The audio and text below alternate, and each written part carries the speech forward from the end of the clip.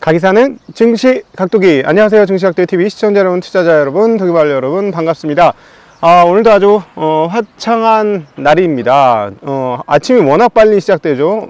새벽 5시면 이미 동이 다 트고요, 4시 때 후반이면 동이 트기 시작합니다. 그래서 좀 아침 이른 시간이긴 하지만 굳이 실내에서보다는 이렇게 화창한, 뭐 얼마나 이거 하겠습니까? 뭐 6월 7월 정도까지면 끝이겠죠. 그래서 주말에 이렇게 나와서 그 영상 찍게 되었습니다. 오늘장 한마디. 매동매매 주체는 주식시장인가? 네, 전일 올랐는데요, 전일은 수치가 나빠서 올랐고 오늘은 수치가 좋아서 떨어졌습니다. 아니 이게 뭔 일이야. 경제가 좋다니 주식시장이 무너졌어요. 제가 어제도 좀 웃긴다. 마치 무슨 섀도우 복싱 하는 것도 아니고 연준을 가운데에 두고 지구를 가운데에 두고 인공위성이 돌아가는 것처럼 그런다 했는데, 진짜 연준의 태도는 변한 게 하나도 없어요. 그대로인데, 연준은 그대로인데 거기에 따른 해석이 막 달라지는 거죠.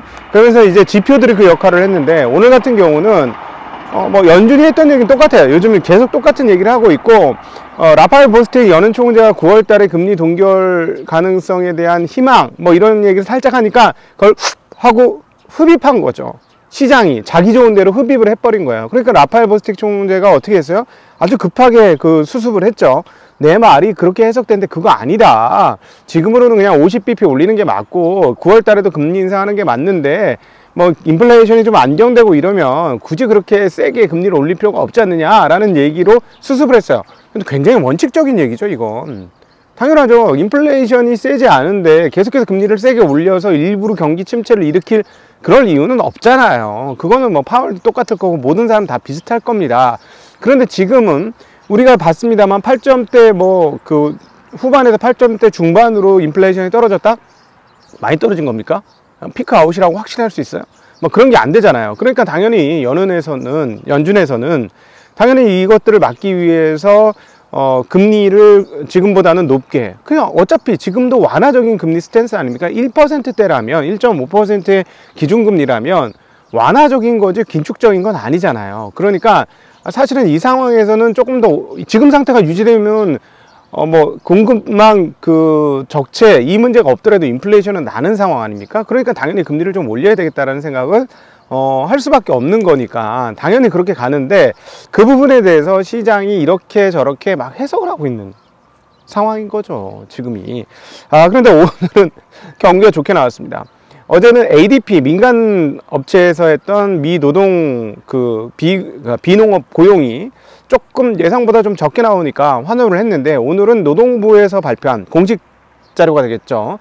노동부에서 발표한 자료가 어제 ADP보다는 훨씬 양호하게 노동지표가 나왔습니다. 좋게 나왔어요. 경제도 성장세를 구가하고 있고 훼손되어지지 않았고, 뭐 이러니까 뭐야, 아이고 연준 형아들 금리 그대로 올리겠네, 아우 잘못하면 진짜 9월달 50bp 또 올리는 거 아니야? 라는 생각을 하면서 시장이 주저앉았습니다. 네, 참 안타까운 거고요. 자, 증시각도 TV에서는 매수매도 추천을 하지 않습니다. 그리고 개인의 의견을 발언하고 있고요. 투자는 자기 판단하에 하실 때 가장 좋은 결과를 얻으실 수 있습니다. 그리고 저희는 여러분의 투자 실력이 늘어날 수 있도록 옆에서 돕는 역할을 할 것이고요.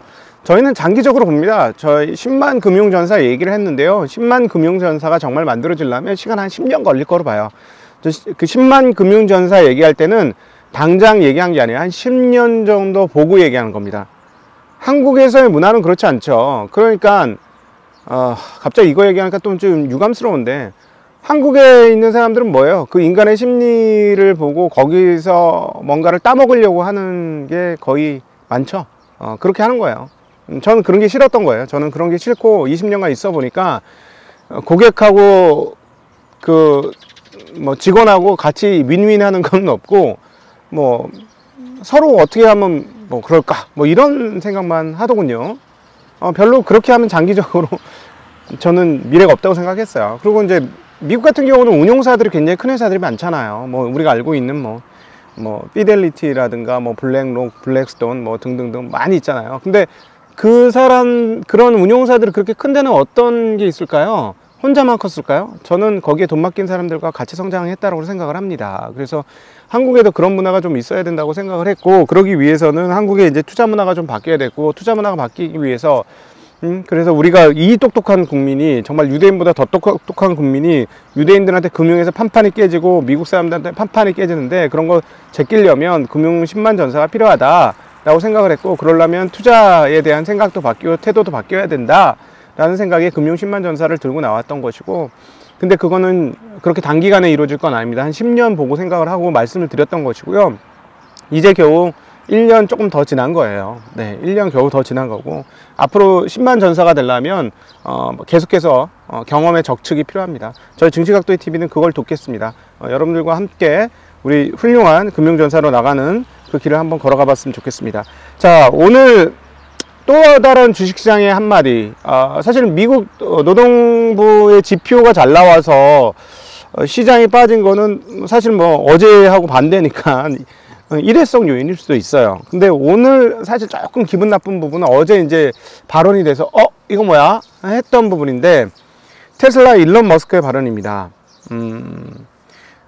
주식 천재 머스크의 경제 위기 발언, 성장주에 어떤 영향을 미칠 것인가? 이 부분이 사실 오늘 가장 큰 관심이에요. 이 부분에 대해서 시장 정리를 하고 나서 조금 더 심도 있게 한번 생각을 정리해 보도록 하겠습니다. 일단 빨리 시장 정리를 하죠. 지난 한 주간 상당히 큰 폭의 반등을 하면서 5월달 하락폭이 거의 없게 만들었던 미국 증시는 상승 한 주 만에 다시 하락 반전을 했습니다. S&P는 1.2% 주간 하락을 했고요. 다우는 0.94% 하락을 했습니다. 나스닥은 0.98% 하락을 했습니다. 모두에 말씀드렸던 대로 양호한 고용과 탄탄한 경제가 시장을 무너뜨렸습니다. 말이 안 되는 얘기인데 말이 되고 있습니다. 왜냐하면 그동안 우리는 과잉 유동성과 그 유동성에 의한 비정상적인 시장 상승을 맛보았기 때문에 이 비정상이 정상화하러 가니까 다른 정상이 비정상이 되고 있는 거죠. 네. 경제가 활발하고 탄탄하고 고용이 좋은데 오히려 주가가 빠지는 이런 아이러니한 흐름들을 만드는 주요 주체는 유동성이 빠진다라는 것입니다. 상승이라는 것은 시장에 유동성이 들어오는 것을 의미하고요. 하락이라는 건 시장의 유동성이 빠지는 것을 의미하죠. 지금은 유동성이 빠지기 시작한 상황이고, 그것의 주체는 누구다? 연준이다. 연준이 그것을 하고 있고, 6월 달부터 뭐가 시작됐다?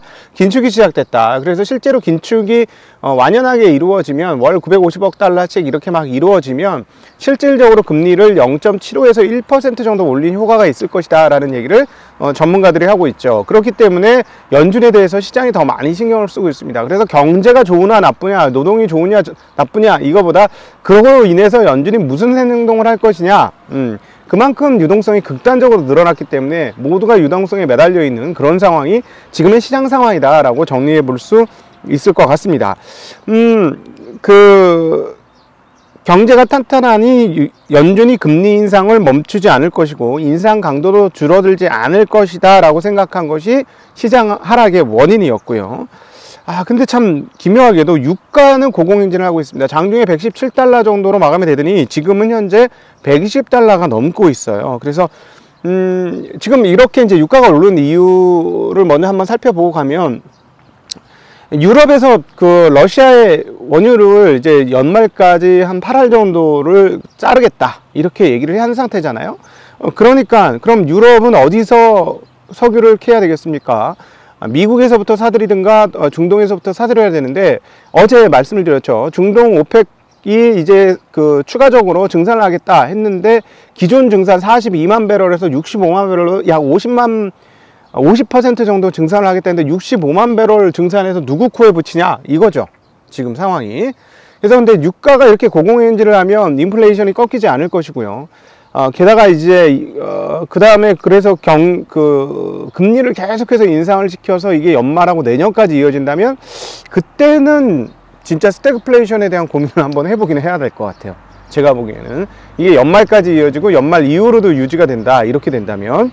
그래서 여전히 지금 세계 경제에서 인플레이션에 있어서 가장 중요한 두 가지 요소는 공급 적체와 그 수요 인플레이션이다. 근데 수요 인플레이션은 연준이 막을 것이고요. 계속 이렇게. 그 다음에 이제 공급 쪽에서는 문제가 계속 유지가 되고 있는데, 공급 쪽에서 가장 중요한 두 가지는 또 뭐다? 하나는 전쟁과 그에 의한 유가 흐름이고, 또 하나는 중국의 제로 코로나 정책인데, 사실 오늘 뭐 장이 이렇게 빠져서 많은 분들이 주말에 굉장히 불안해 하실 것 같아서 잠깐 위로의 말씀을 전해드리면, 중국은 계속 지금 나오는 이야기들을 정리해서 종합해 보면 완벽한 제로 코로나 정책을 이제 내려놓고 일부 위드 코로나를 진행하고 있다, 이렇게 표현하는 게 맞을 것 같습니다. 네, 그래서 지금 공급망 격차의 주요한 하나의 요인이었던 그 중국의 제로 코로나는 이제 조금 달라지고 있다. 이 부분은 시장 상승의 요인이 되고 있다. 이 부분들이 저는 환에서도 나타났다고 생각이 들어요. 지금 환이 오늘 달러가 상당히 강세를 나타냈거든요. 어제 101.77 하던 달러 지수가 102.17입니다. 그러니까 한 0.4% 정도 수준의 상승을 했죠. 그런데 이렇게 되면 위안은 어떻게 돼야 됩니까? 위안은 약세로 갔어야 되죠. 원화가 약세가 간 것처럼. 어제 원화는 1242원이었는데 오늘 1251원입니다. 근데 위안화는 6.656이었는데 6.657로 뭐 그렇게 큰 약세가 아니에요. 원화 약세된 거나 이런 것들과 비교해 보면 원화는 상당히 큰 폭으로 약세를 나타냈죠. 어제 1242원에 51원, 거의 10원 가까이 올랐으니까. 예. 그리고 엔화도 약세가 유지가 되고 있죠. 129.85에서 130.88이니까 1엔이나 약세. 한국 돈으로 따지면 10원 이상의 약세를 보여준 거니까.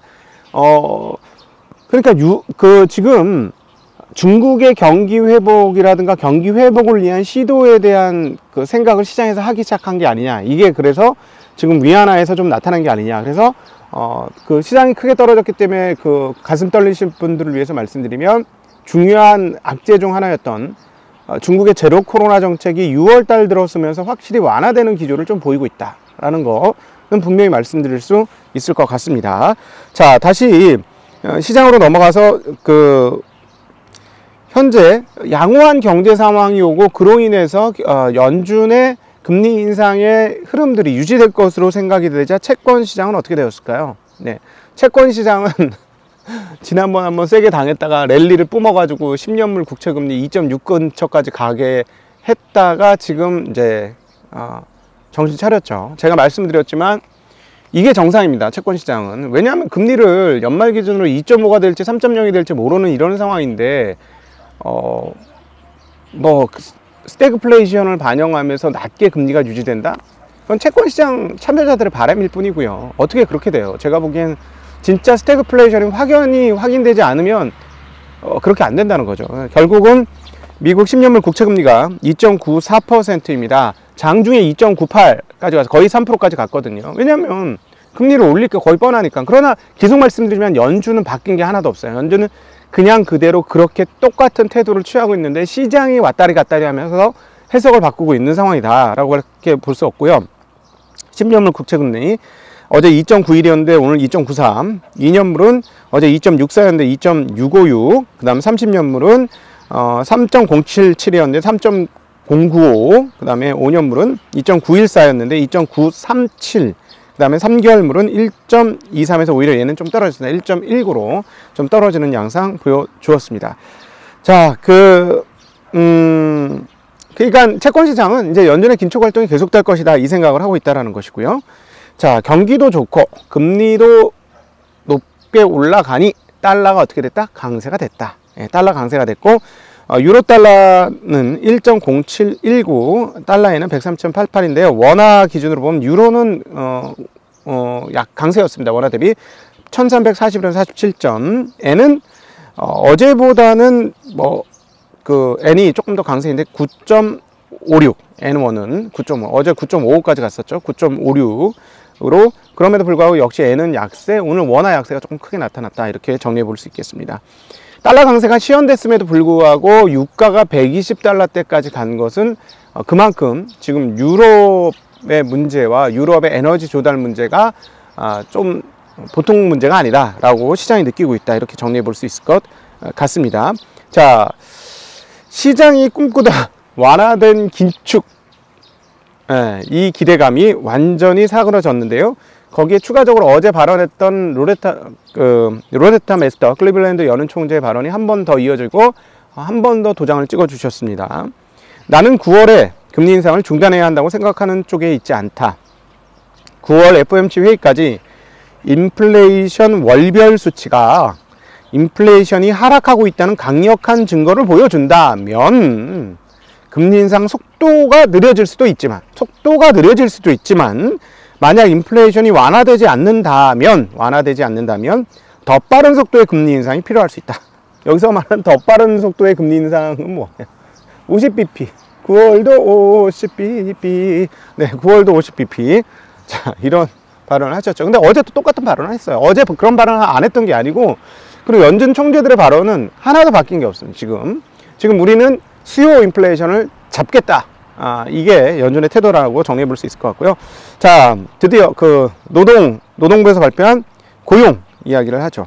연준의 긴축 강도를 고용 지표가 확인해 줬다라는 상황인데요. 5월 비농업 고용 부분이 39만 명 증가했습니다. 예상치는 32만 8천 명이었어요. 전달 수치는 42만 8천 명에서 43만 6천 명으로 오히려 고용이 늘어난 걸로 상향 조정이 됐습니다. 자, 그러니까 예상치보다 상당히 높은 수준의 고용이 발표가 되었고요. 실업률은 3.6%, 3%대면 거의 완전 고용이라고 생각하고 있죠. 전월과 동일한 수준의 실업률이 나왔고요. 경제활동 참가율은 62.3%입니다. 전월에는 62.2%였어요. 그리고 시간당 평균 임금은 전월 대비 0.3% 상승했습니다. 전월에도 0.3% 상승했었고요. 전년 대비로는 5.24% 상승했습니다. 전달은 5.46, 전년 대비 5.46% 상승했고요. 전년 대비 이제 임금 인상률은 조금 떨어지긴 했습니다만 여전히 뭐 꽤나 높은 수준의 임금 인상 상승률을 기록하고 있다, 이렇게 볼 수 있죠. 자, 이 부분에 대해서 이코노미스트가 했던 이야기가 눈에 들어옵니다. 예상보다 나은 일자리 증가는 경제가 여전히 강세를 보이고 있는 반면 임금 상승률은 노동력 회복으로 완만해지기 시작했다는 또 다른 신호다, 이런 얘기 했는데요. 그러니까 지금 고용은 계속 창출되고 있는데 임금 인상률이 조금 떨어졌잖아요. 그러니까 이제 노동시장으로 사람들이 조금 더 들어오기 때문에 임금 인상률이 조금 둔화된다, 이런 얘기를 하고 있는데, 저도 뭐 지표가 당연히 그걸 보여주고 있으니까 그렇게 보여집니다. 자, 이제 오늘 이야기할 테슬라 얘기를 한번 해보죠.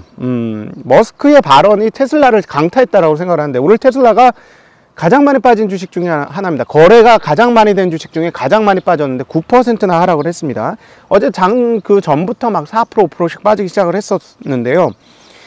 머스크의 경기에 대한 그 우려 발언, 그리고 감원 발언이 있었습니다. 그래서 테슬라가 9%의 폭락 마감을 했는데요. 지금 뉴스로 타전되는 건 이겁니다. 머스크가 직원의 10%를 감축하고 채용을 전면 중단하길 원한다라고 임원들에게 언급했다라는 이야기가 뉴스로 돌았습니다. 그리고 임원들에게 뭐라고 얘기했냐면 경제에 대해서 느낌이 매우 나쁘다라고 언급을 했다고 합니다. 이것이 뉴스로 타전됐고요. 전에 한국 시장에서도 전해지긴 했죠. 그러니까 이렇게 되니까 주가가 9% 빠지게 된 건데, 이게 테슬라 감원이 정말 실제로 일어난다면 이거는 굉장히 상징적인 의미가 있습니다. 자, 왜냐하면 테슬라는 그동안 성장주 중에 성장의 심볼, 상징이었죠. 이런 성장의 상징인 회사가 감원을 한다? 어떻게 성장하는데 감원할 수 있나요? 뭐 물론 기가프레스가 이렇게 되고 어쩌고 저쩌고 하지만 성장을 하는데 어떻게 감원을 할 수가 있어요? 계속 인력이 딸릴 텐데. 이건 뭐예요? 인력을 10%나 감축한다는 건 성장이 멈췄다는 얘기 아닌가요? 그렇죠. 그러면 그동안 우리가 작년도에 주가가 1200달러, 1300달러까지 가게 된 이유가 무언가요? 재작년보다 작년에 인도량이 더 늘어났기 때문입니다. 성장이 보통은 급격하게 성장한 다음에 이렇게 우하향 커브를 그리는 게 일반적인 성장의 흐름이죠. 그렇죠? 거의 대부분 그렇죠. 근데 얘는 이렇게 슈팅을 해버렸어요. 기하급수적으로 이렇게 각도가 올라간 거죠. 인도량이 80%나 증가를 했다는 거죠. 자, 그러니까 그러면은 뭐 성장이 어마무시하겠네 하면서 주가 프라이싱을 예를 들어 3년치 하던 걸 4년치, 5년치로 확 해옵니다. 왜냐면 더 늘어나니까. 각도가 커졌으니까 더 땡겨와야지, 당연히 가격을. 그런데 인원을 감축했다? 그러면 인도량 80% 증가가 유지될 수 있을까? 그럼 거기 아닐 것 같은데, 그럼 그거 프라이싱 한 거 어떻게 할 건데? 땡겨와서 프라이싱 한 건 어떻게 할 건데? 이렇게 되는 거죠. 그러니까 감원을 한다는 뉴스가 성장에 대한 사람들의 생각을 완전히 하게 만들었다는 거죠. 뉘앙스를 확실히 그렇게 주었다라는 겁니다. 실제로 이 뉴스가 사실이란 말이죠. 일단 주가에 떨어진 걸 봐서는 사실인 뉴스겠죠. 네. 야, 근데 도대체 주식 천재 머스크가 왜 지금 시점에서 이런 발언을 했을까? 라는 겁니다. 저는 의도가 있다란, 만약에 사실이라면 의도가 있다라고 보여지는데요. 일단 첫 번째, 최근에 기가 상하이가 셧다운했죠. 2달간 셧다운했기 때문에 연간 기준으로 성장률, 그 인도대수 성장률은 전년도에 88%를 유지하지 못할 게 거의 확실해지고 있습니다. 제가 보기엔 2달을 쉬었기 때문에, 제일 큰 공장이니까 하루에 2,800대 뭐 이렇게도 소문이 나 있으니까요. 그러니까 작년 대비 못할 가능성이 굉장히 높아졌고요. 거기에다가 원재료가가 상승이 이어지면서 차값이 계속 올라가고 있습니다. 제가 물어봤어요. 지난주에 롱레인지가 7,800? 7,900? 이렇습니다. 그거 5,500 하던 거예요. 자, 5,500 하던 거면 한국 같은 경우에는 보조금 받고 하면 4천만 원대니까, 그랜저 살 바에 그 운용 비용 덜 든다는 전기차, 그래서 새로운 문물인데 그 전기차 한번 타보자 이렇게 됐는데, 7,900이면 보조금 못 받고 한국 기준으로, 그럼 그랜저 고사양 사가지고 기름값 3천만 원 쓰면은 도대체 몇 년을 타는 거야? 이런 생각을 해보면 사람들이 머릿속 계산기가 돌아가죠. 이거는 되게 나쁜 뉴스거든요. 제가 그래서 계속 중고차 가격이 떨어지면 훼손된다, 주가가 상당히 타격을 입을 수 있다라는 말씀을 드렸던 이유가, 중고차 가격이 떨어지게 되면은 이게 중고차가 계속 어차피 올라갈 거니까 비싸게 사도 중고로 팔아도 나 남아, 이런 개념이 있잖아요. 근데 중고차 가격이 떨어지면 사면 몽땅 내가 떠안아야 되는 거잖아요. 끝까지 몰고 다니든가 아니면 감가상각을 감내하던가. 일반 내연기관차는 감가상각 감내하죠.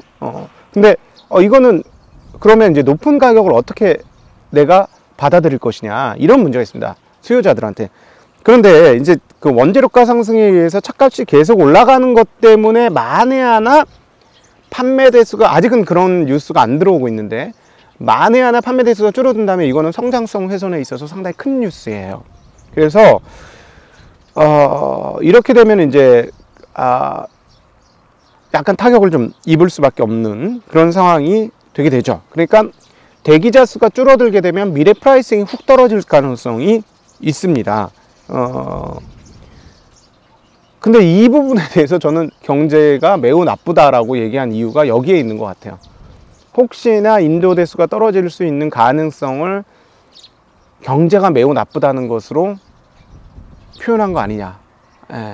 그러면은 테슬라의 잘못은 아니죠. 테슬라의 잘못은 아닌 거니까. 근데 어찌되었건 저는 계속 걱정하는 게, 원자재 가격이 너무 올라서 차값이 여기서 더 오르면 인도 대수가 떨어지지 않을까. 근데 이게 전반적으로 문명사적으로는 안 좋은 일입니다. 왜냐하면 사실은 우리 이제 ESG라고도 얘기하지만 환경을 생각을 한다면 확실히 내연기관보다 전기차가 훨씬 더 좋습니다. 그래서 전기차로 좀 바뀌어야 된다고 생각하는 사람 중에 하나이기 때문에 조금 빨리 계속적으로 이 전환이 이루어졌으면 좋겠고, 거기에 손은 당연히 테슬라고, 테슬라가 그런 측면에서 저 인류사 쪽으로 상당히 좋은 역할을 하고 있다라고 저는 생각을 해요. 그래서 전기차가 전환이 되려면 테슬라의 역할이 굉장히 중요합니다. 그래서 지금 내연기관들이 난리가 난 거 아니에요. 사실은 깜짝 놀란 거고. 근데 여기서 이제 원자재 가가 올라서 테슬라의 차 가격이 너무 올라서 인도대수의 증가분이 떨어진다 하면 이제 주가의 하락이 가능하고, 주가의 하락이 있다면 이 회사가 사실 탄력을 상당히 잃을 수도 있어요. 왜냐하면 주가와 함께 이렇게 어우러져 간 부분들이 분명히 있는 회사이기 때문에. 그래서 그 부분도 그렇지 않기를 바라는 마음입니다. 네. 자,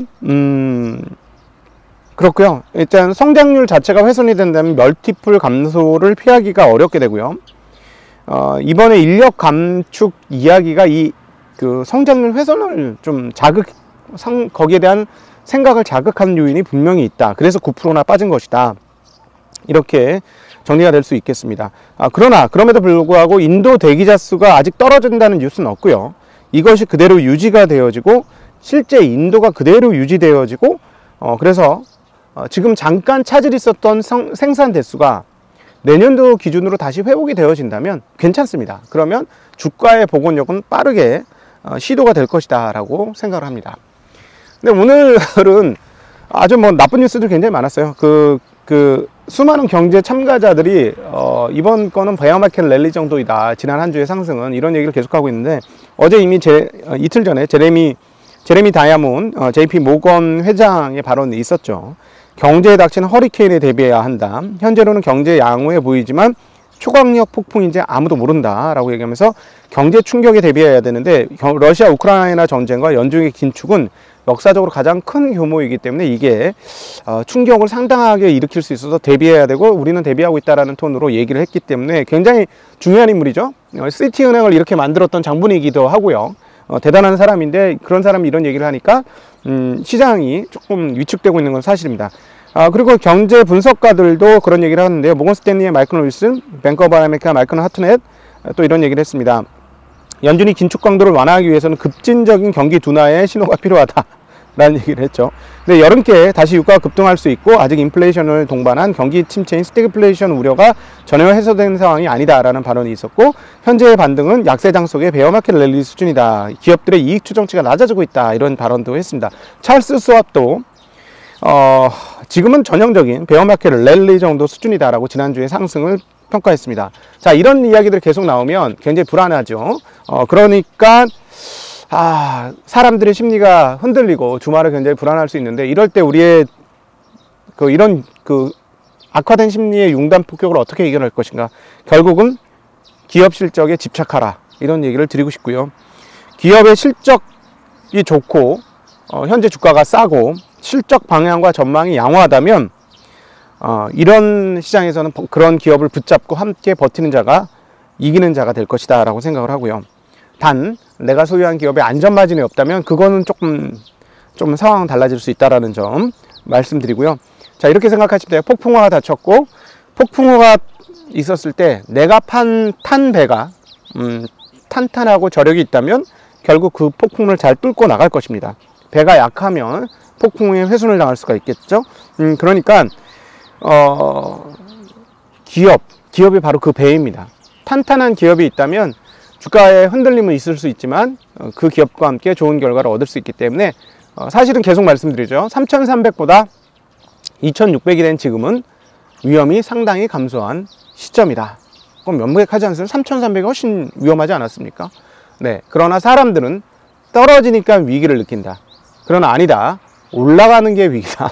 라는 말씀 다시 한번 드리고 싶습니다. 여러분 행복하고 즐거운 주말 되시기를 빌고요. 오늘도 다양한 동영상으로 여러분 찾아뵙게 될 것이고, 월요일 날도 방송이 없었기 때문에 또 시장이 빠졌기 때문에 좀 노파심에 조금 오늘 방송을 길게 했습니다. 긴 방송 함께 해주신 분들께 진심으로 감사드립니다. 행복한 주말 되시고 연휴 되시길 빌겠습니다. 안녕.